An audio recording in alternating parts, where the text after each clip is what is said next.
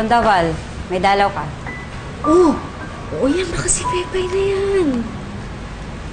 Sana nga. Si Pepay na yan, oh.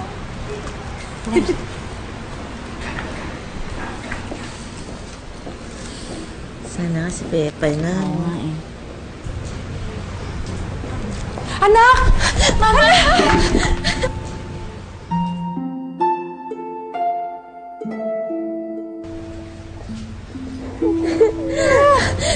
Mama, akala ko hindi na kita makikita.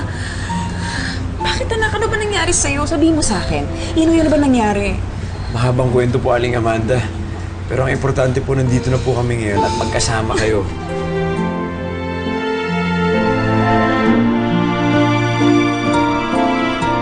Hindi na po namin alam kung ano nangyari kay Jeffrey. Kasi umalis po kami nung ospital habang hindi pa siya nagigising. Inoy, maraming salamat sa pagligtas mo sa anak ko. Kaya po yun, Aling Amanda. Teka, hindi kaya nasundan kayo dito? Baka mamaya inaabangan na pala kayo sa labas. Hindi naman po. Nag-ingat kami, Mama. Dahil man po sigurong sumunod sa amin. Kina-Muffy na po kami na katira ngayon. Tapos, Mama, meron po siya nakausap na abogado. Sabi nung abogado, kung walang bagong ebidensya o witness, hindi po natin mabubuksan yung kaso ninyo. Oo nga eh, saan naman tayo makakakuha ng bagong ebidensya? O kaya bagong witness? Wala ba talaga kayong maalala, Mama? Baka meron kayong nasabihan o kaya may nakakaalam ng totoong nangyari noon. Si Manang Biring sana. Yun, makakapagsalita sana siya. Kaya lang anak, wala na siya.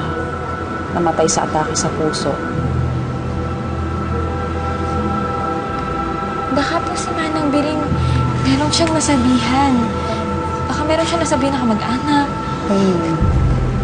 Meron siyang sinabihan. Bakit hindi pa lumagpat itong taong to? Ang tagal kong nakakulong. Wala malang akong balita sa kanya. Pwede naman mo namin subukang hanapin yung pamilya niya. Baka meron silang masabing bagong ebidensya. Naalala ko na binanggit sa akin ni Manang Biring noon na meron siyang anak na nagtatrabaho sa Green Hills. Sa Oyster Garden. Chinese restaurant yun. Kaya lang anak, ang tagal na nun eh. Mahigit 1 dekada nang nakalipas. Hindi ko alam kung nandun pa siya. Susubukan po namin puntahan. Baka nandun pa siya. Basta mag-iingat kayo. Opo. Ricky Lebico, baka meron ho kayo natatandaan na naging empleyado niya noon. Ah, si Ricky. Ricky lang tawag namin sa kanya.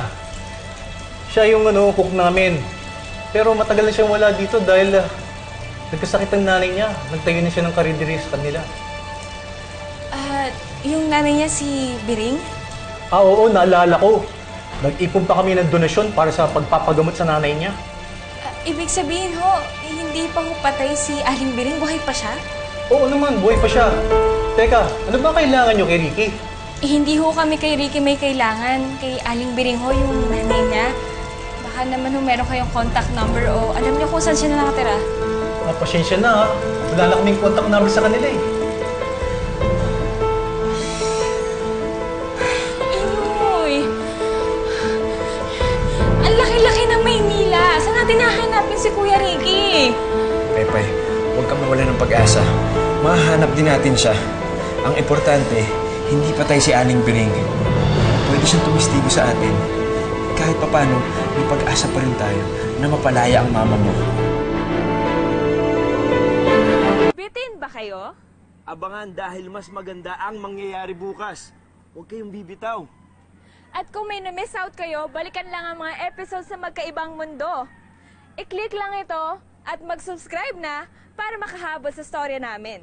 Isang click lang makikita nyo na ang magkaibang mundo namin ni Pepay.